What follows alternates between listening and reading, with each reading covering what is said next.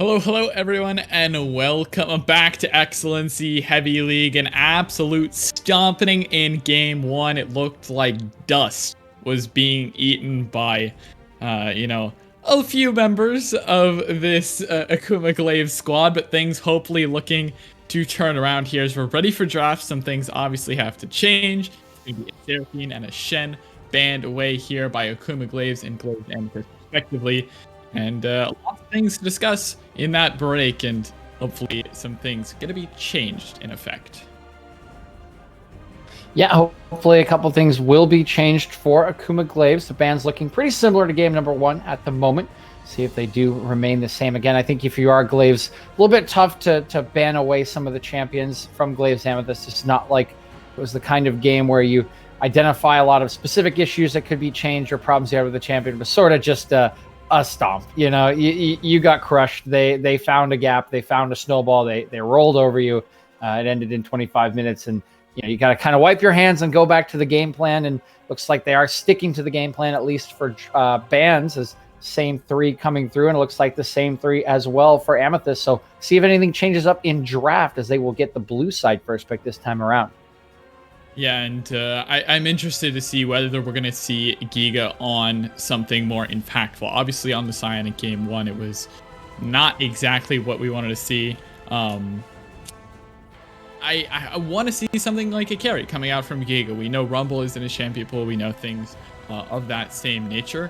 But it's not been that sort of playstyle. Graves is going to be locked in here again. It didn't have the greatest of effect. I mean, certainly was on the right side, but it was really just bot lane difference. So now as Glaive Amethyst gets ready to select their champions in, should be a little bit interesting, as red side obviously looking for those big counter picks. Ooh, a Talia hover. I would be very excited to see this one be played. If I'm not mistaken, I think Baby Powder might be a very heavy Talia player, both last season and this season. It looks like they will lock it in, so I am thrilled to see Baby Powder get on top of this one.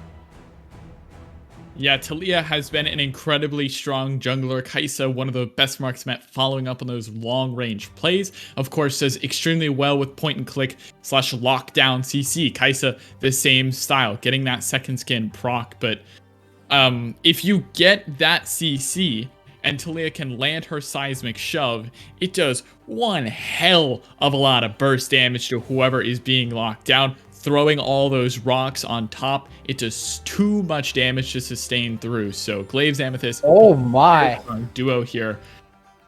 What the heck is this? It is Twitch. The rat is on the rift, baby. Yeah, so if I'm not mistaken, this was Nightstar's most played champion in Season 10. So maybe we talked about going back to comfort for Glaives in this second draft, trying to get their confidence back, their mojo back after dropping their first game this season in Excellency and really getting a walloping from Amethyst. So going to go towards that Twitch. We know he can carry in the later stage of the game. It's just whether he can get there, and already has a Talia to contend with, but does get a Maokai to pair alongside him. Yeah, and it's going to be Yone in for Glaive Amethyst as well. Things are getting spicy here, DJ. No one's willing to give this one up without some fun at least. And Yone, the dual swordsman, the exile brethren from Yasuo, and this is going to be an intense mid lane matchup. Whoever it is, Yone provides a lot of ability to put pressure in lane, can get roams going off as well on top of it all. So I'm pretty excited to see what we're going to get in terms of the rest of this game.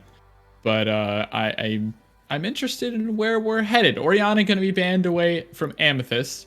And we're really just looking at support here for Glaives, or Glaives Amethyst, rather. And Akuma Glaives, we're still waiting to find out where this Maokai is headed, whether it is top lane or support. Has been doing very well for itself in the support category, and banning away Thresh would help me in that assumption. Thresh going to be held away from Glaive's Amethyst, even without the Aphelios. Don't want to deal with the Chain Warden from the Mist there.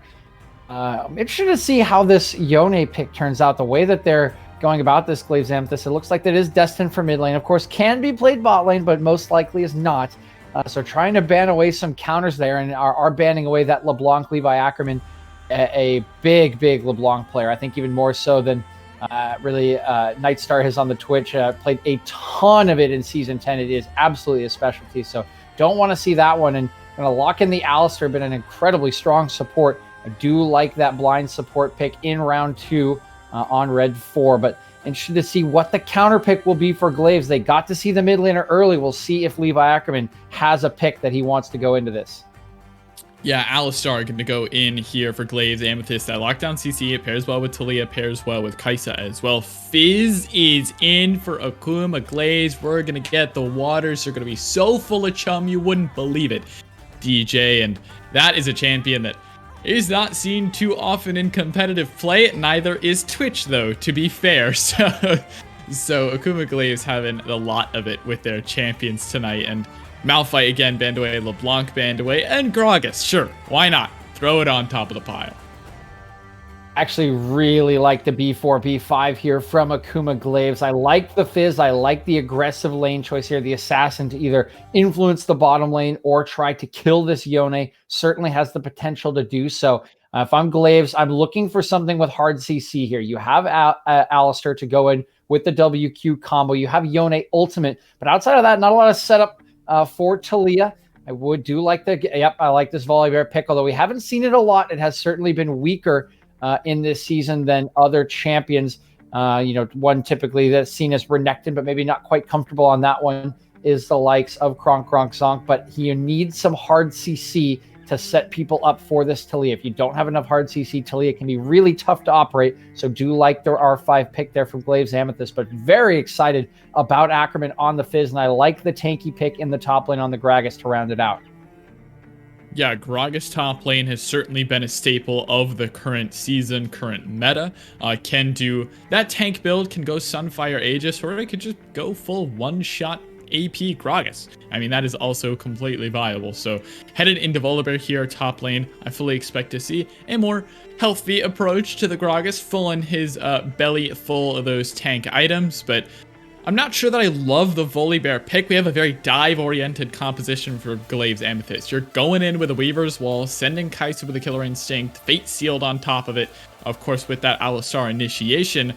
Volibear seems to lag behind a little. He does have the Stormbringer, so, go unstoppable, get a little bit of distance, but a very clean composition here from Glaive's Amethyst. I really like what they're doing with their draft. Akuma Glaives, however, things are fun. Not sure that their win conditions are so clear, but certainly a lot of things to look at, a lot of eye candy in the draft. Yeah, it's going to be an interesting draft to see how it does play out. The Fizz in particular doesn't typically fit with a lot of things. He's an assassin that wants to go and get kills for himself, get strong, and just create havoc across the map. The other 4 champions, I think, can even be sort of looked at in isolation away from Fizz. You know exactly what the Fizz will do. It's sort of separated from the rest of his team. The rest of his team is, a little bit of engagement, protect the Twitch. We all know how strong Twitch can get. If you've ever watched Rat IRL stream, you know how strong he is at the moment. It's just a matter of getting him to that stage. We play in a metagame, in a League of Legends world where dragon stacking, playing around objectives and champions that can be strong in the mid game are the most prized possessions that anyone has in draft. And Twitch is none of those things. Twitch takes a long time to get multiple items to get into late game team fighting. That's just not the way that League of Legends at the highest level has worked for a long time. But if it is comfort, we talked about it for Glaives, and they want to pick comfort and want to go for late game fighting and try to hold out to that point, this is the champion to pick for them. So I think what they have to be hoping is they can get this Fizz a little bit ahead, get him to create some chaos around the map, get strength in that mid lane to roam around, and then use that to set up for picks around objectives and use that to get them later and later into the game where this Twitch will be stronger and stronger. But as you mentioned for Glaive Amethyst, a very focused team comp. They want to dive. They've got at least partially hard CC or soft CC in every lane to set up this Talia. They've got a good mix of AP and AD and a late game scaler in the Kaisa. So outside of the fact that Volibear may not be the highest meta champion available in top lane, I do really like the draft, and I think it's very focused from Glaive Amethyst.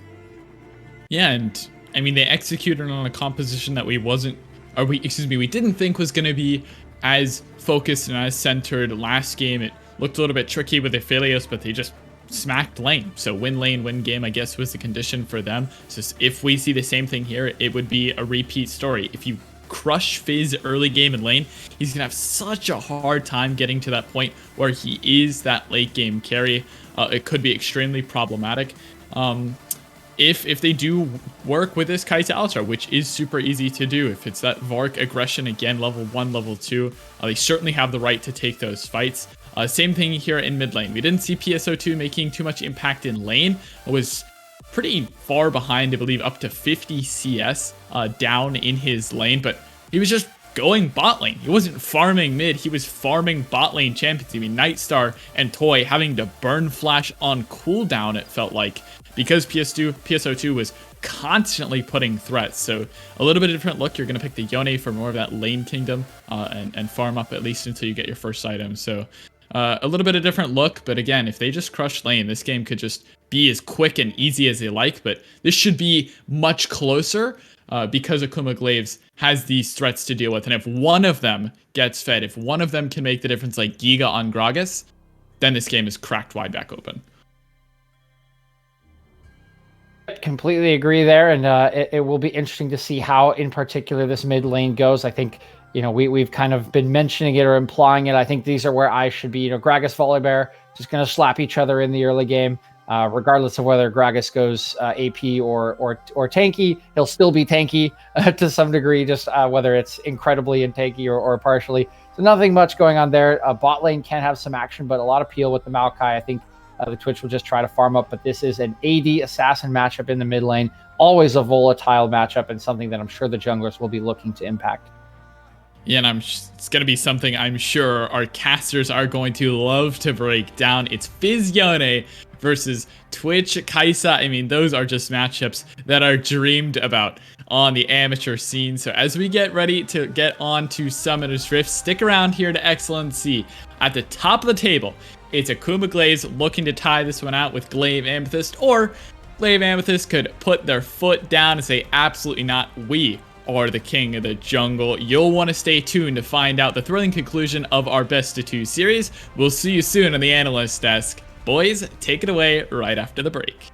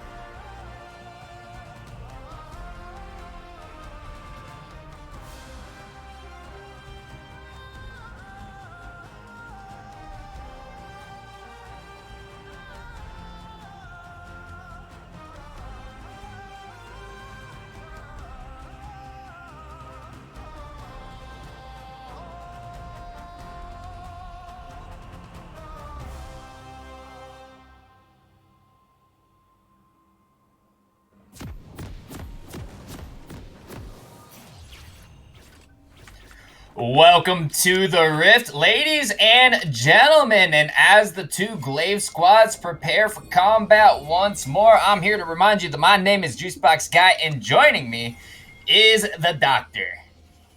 Yes, welcome back, everybody. We're on the Rift once again between Akuma Glaives and Glaive Amethyst. Now, Glaive Amethyst did take game one, in commanding fashion, and they have a draft, to be sure. And it's an interesting draft. I mean, I know the Des talked about it quite a lot. They weren't quite sure how the Talia Volibear combo was gonna work, but there's faith to be had in that. And I mean, the Akuma Glaives team, I just have no words. I have no situational awareness for this draft.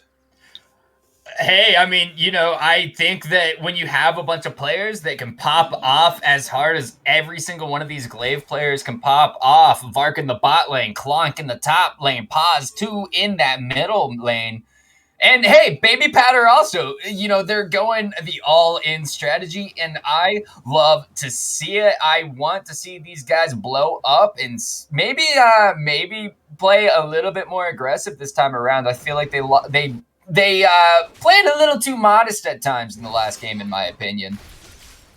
Yeah, I mean, giving up the first blood definitely scared them quite a bit.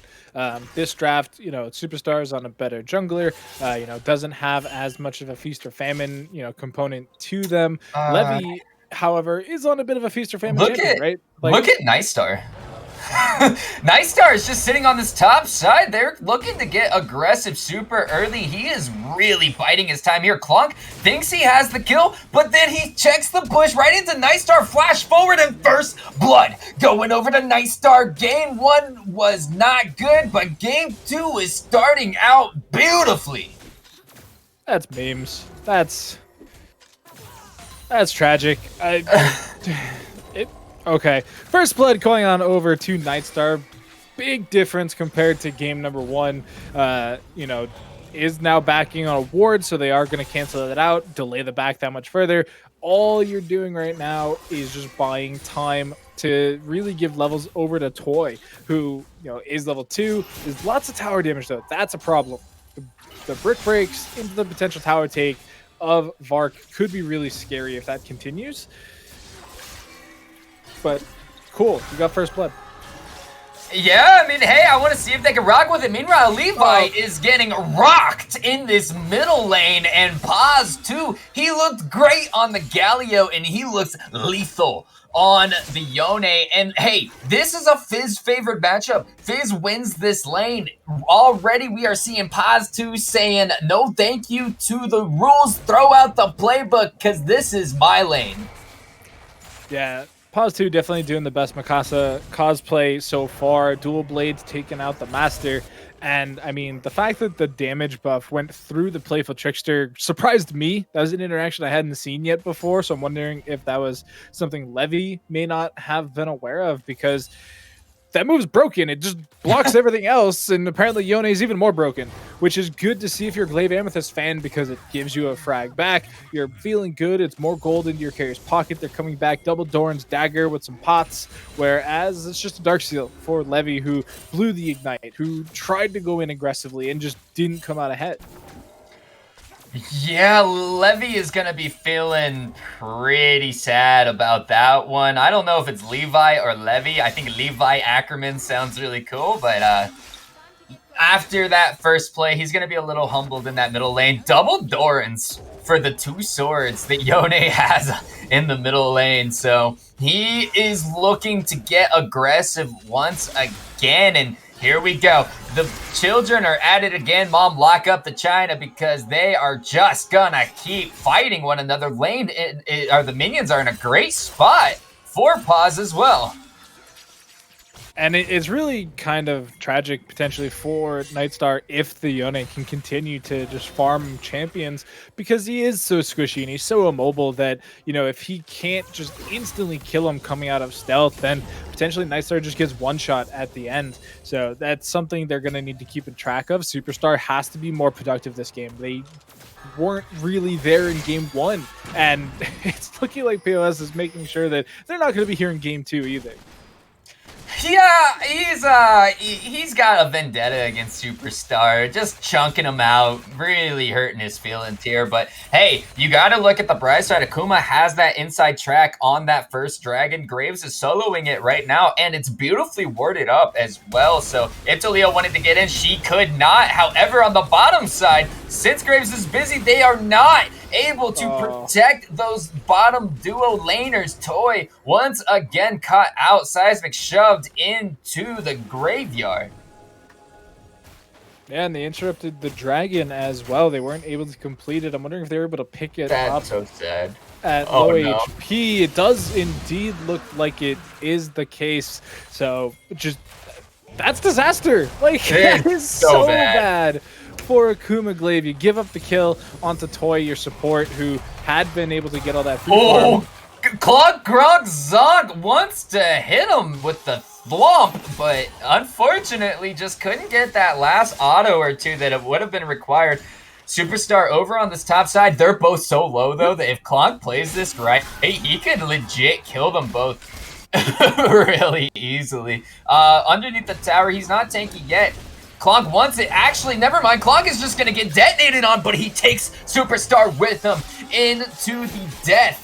And I got to say, that is exactly what I expect from Clog. I just don't know what Superstar is doing there. I mean, I just don't know. Maybe chat knows. But it is a kill. Yeah, it's, you know, the violin music, and it is going to be Clonk picking up a kill in that 1v2. He's 1-2-0 because of the cheese in the top lane, but I think that with the CS advantage, they're starting to make up for it. And so the Volibear is going to continue to become really scary, and there's not a whole lot on Giga right now to really prevent that from happening. You know, does have the double Ruby Crystal, so is a bit healthier, does have some really good health regen to stay in the lane if Clonk can, you know, over-aggress.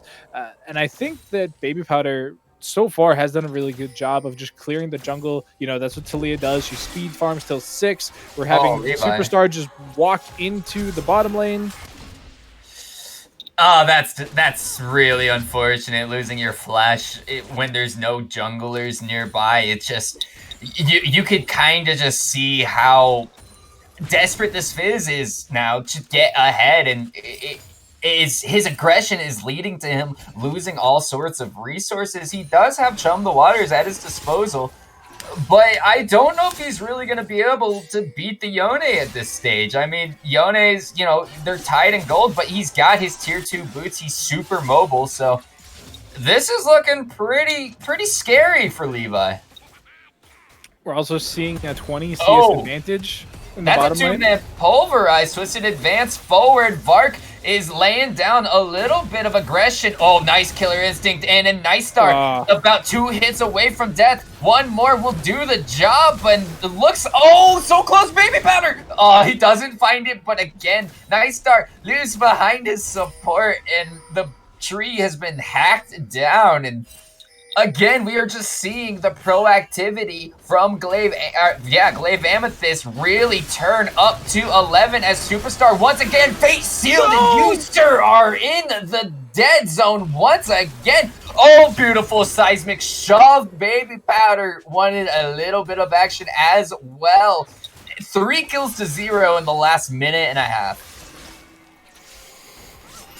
He flashed into it. I'm gonna call it a predict. Let's. You gotta give him something. Everything is falling apart for Akuma Glaives, and it's looking like a complete repeat of game number 1. And a lot of this, about half of it, 50-50, I'll call it, is self-inflicted, right? Like, yes, Nightstar got first blood in the top side, but they're not in a position to utilize it. They're just getting slacked by Trivia Boy on the Alistar, and they're giving no quarter whatsoever because any situation they find themselves in now is at a deficit, right? We're seeing, you know, the tons of AD coming in from Vark. They have Trivia Boy, who is just nonstop going in, just absolutely all in all the time, and the easy follow-up coming in from Vark with that ultimate is just too much to handle for Toy and Nightstar so far. yes, Nightstar's been able to, make it out unscathed for now, but Baby Powder can keep coming in. And if they can actually get that Weaver's Wall to block off the lane instead of just getting them to the lane, Nightstar doesn't have anywhere to go. He has one flash, and you only can get past one wall with it. Yeah, you're completely correct. I mean, Nightstar, it was a really cool strat to start off with, but hey, oh, Toy. Oh, Toy, no.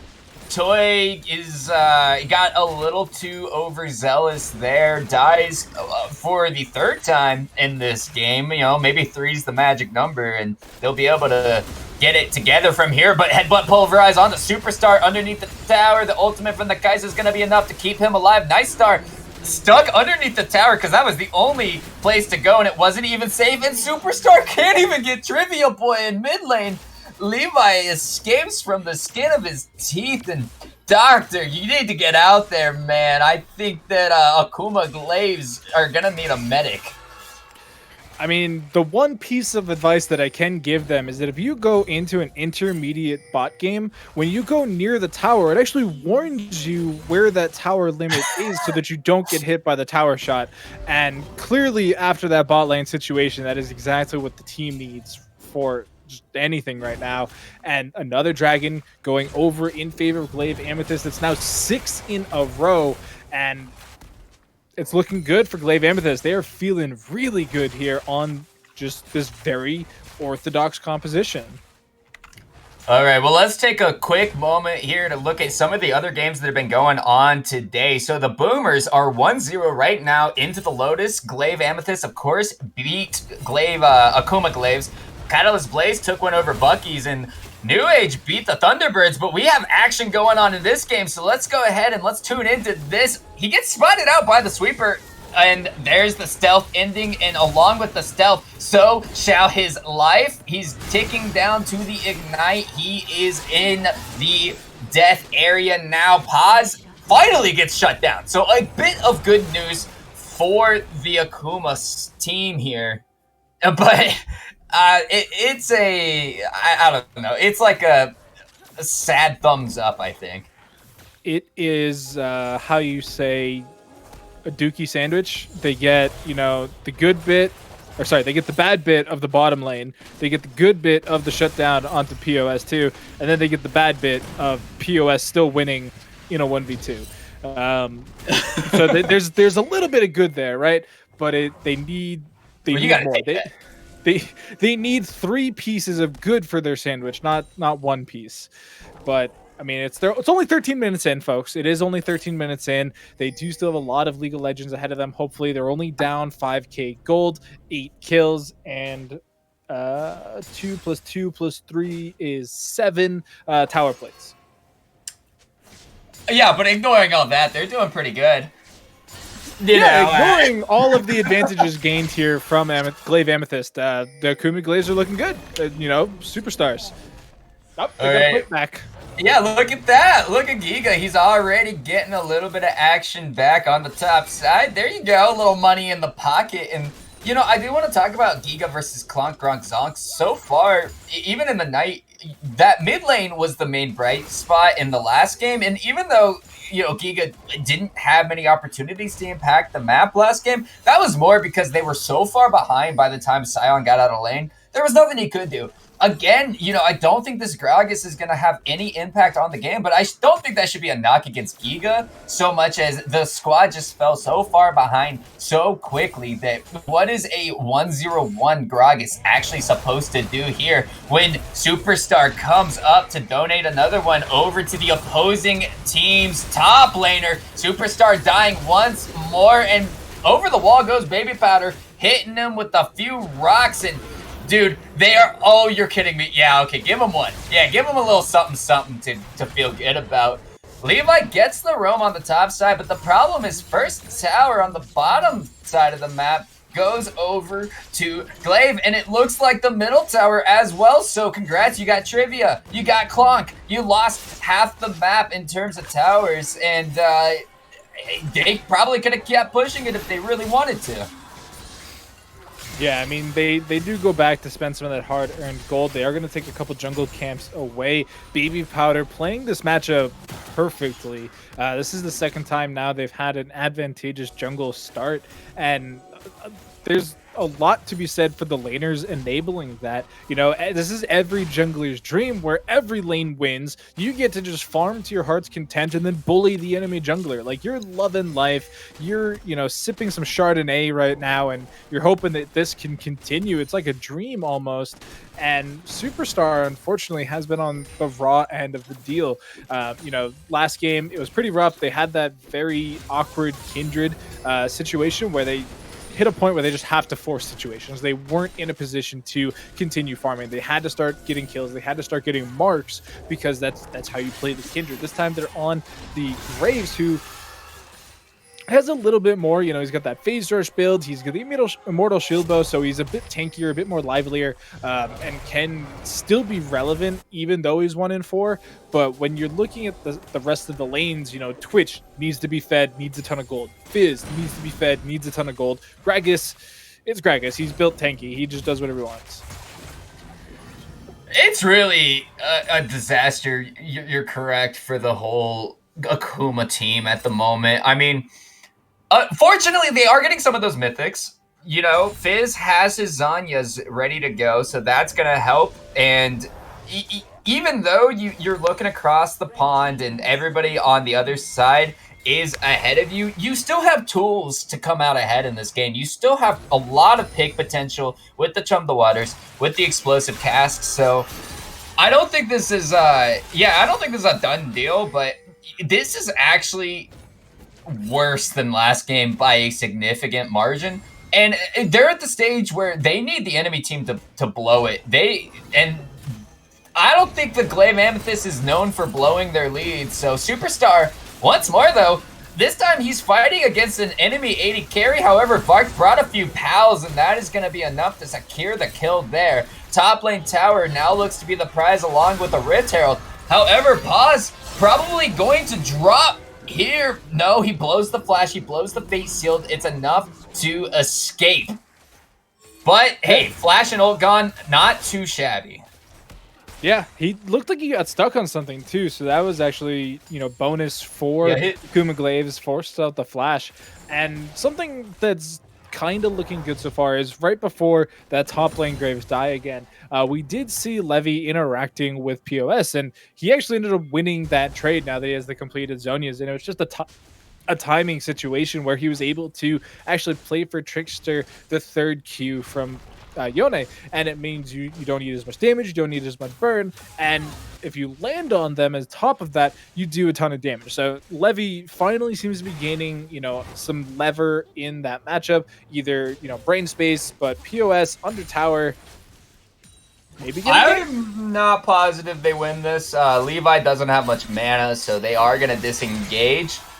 POS, he can really just play balls to the walls at this point if he wants to. I think he's been kind of on that weird split push duty in the mid lane where he keeps shoving up really far. He's finally in the side lane, and he should be beating Fizz at this stage. You know, he's got the 3 kills. He's got a few more CS, so there's not really much of an excuse for losing that matchup. Of course, Zanyas makes it harder, but I don't know if Toy didn't realize his team wasn't with him, but he is just gonna get absolutely ravaged. And the control ward he put down, all of his labors, they're gone as well. Yeah, this is the unfortunate side of the support, Maokai, is that you're really not that tanky. You know, you go for the Imperial Mandate. Oh, yes, Vark?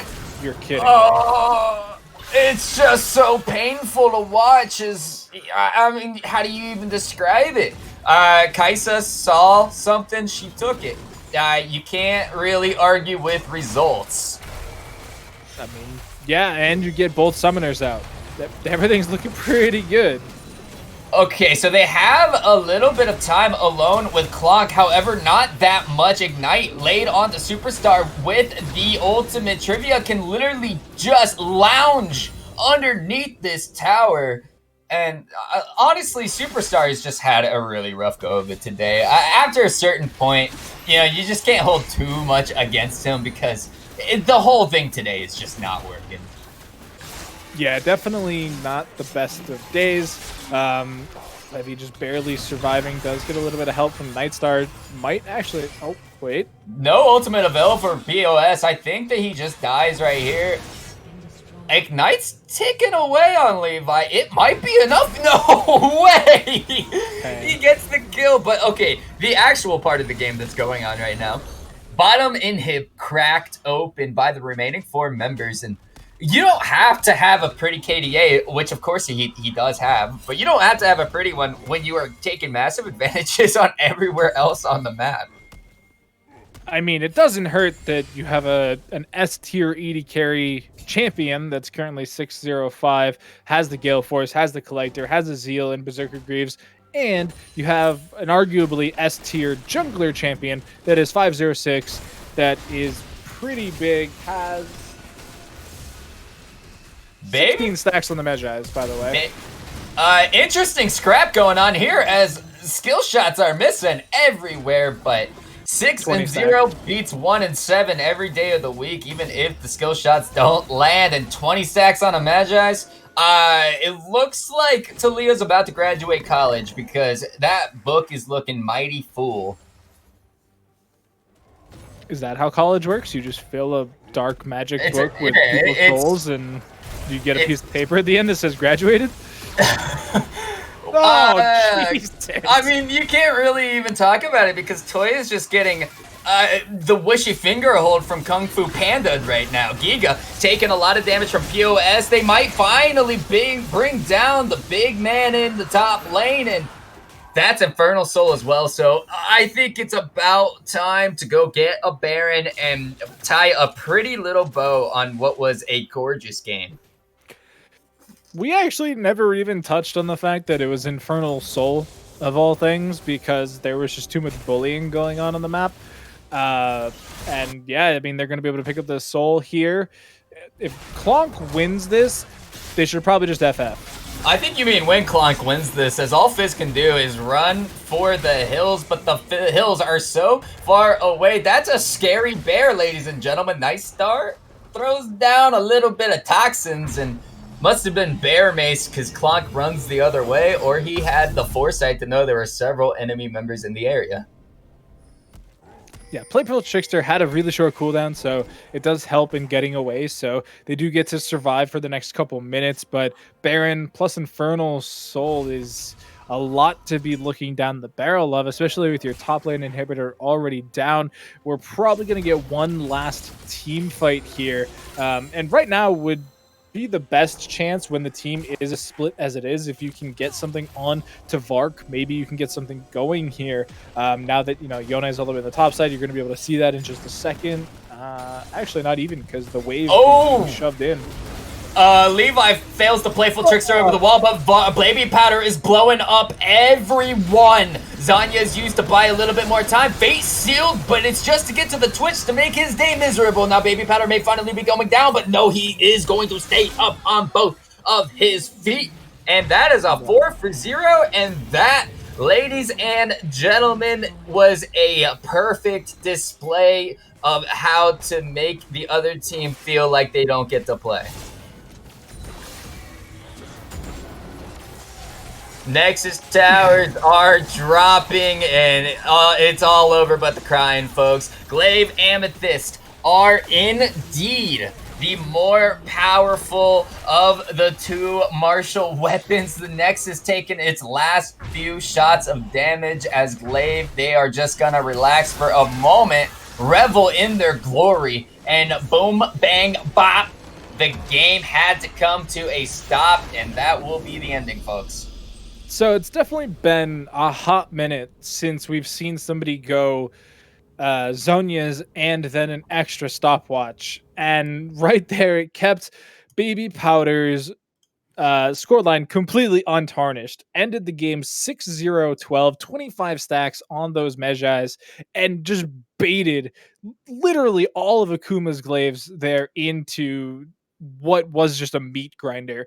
And I mean, just absolutely standout performance from the entire cast of Glaive Amethyst. Every single member there putting in the good work to come out ahead. And we thought game one was a dominant victory. Coming in here, that was lights out. That was so good. They're looking amazing.